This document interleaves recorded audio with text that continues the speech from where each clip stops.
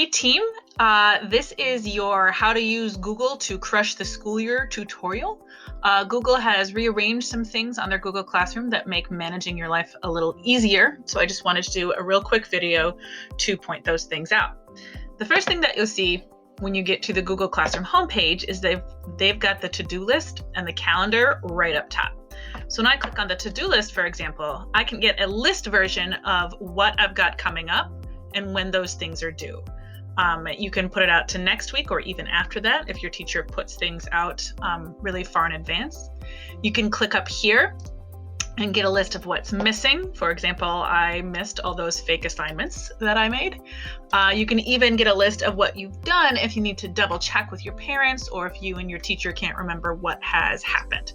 So the to-do list is pretty freaking sweet. The other nice thing is that you can look at it in calendar view, where you can kind of look at it if you're a more visual person, and you can see when those things are due. Now, some teachers might be giving you paper assignments, or it might be a long-term assignment that doesn't have a due date every day. In order to stay organized, though, it's nice to have all of your assignments in one place, so you can just create your own entries on the calendar. The way that you do that is you just go to calendar.google.com or just type in Google Calendar, and you'll see that because my Google Classroom is automatically linked to my Google account, those assignments that are already in there pop up. In order to add my own assignment, I just double click and I say, okay, test tomorrow.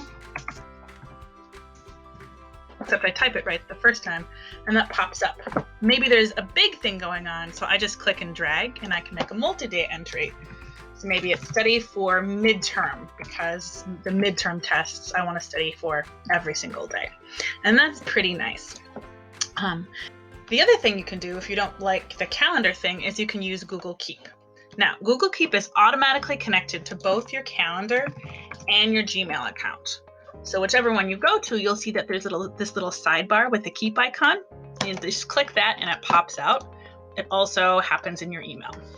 You could also go to keep.google.com and it's all there. So there's lots of easy ways to get there. But all I do is I create checklists. So like my homework checklist was study for math, read ELA, find an elephant. And then each time that I get something done, I can just delete it. And that's also a really easy way. So if you would just prefer your own to-do list that you have control over, you can use Google Keep. So your big organization tools, again, are the calendar that Google Classroom makes for you, the to-do list, or you can use your own calendar and your own to-do list, but they're both linked to Google Classroom.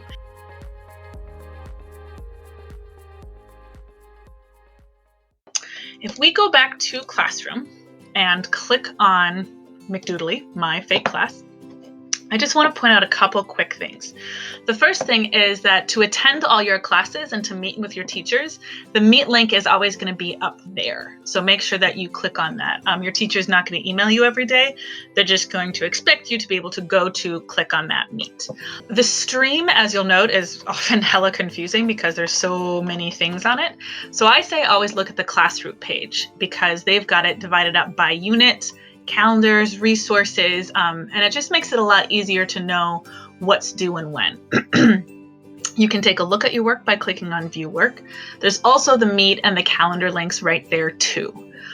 One thing that's really nice is the Drive folder. If you click on that, Google automatically makes a folder for you for every single class. So instead of just randomly saving your work anywhere, if you go to the folder and create like a new Google Doc, for example,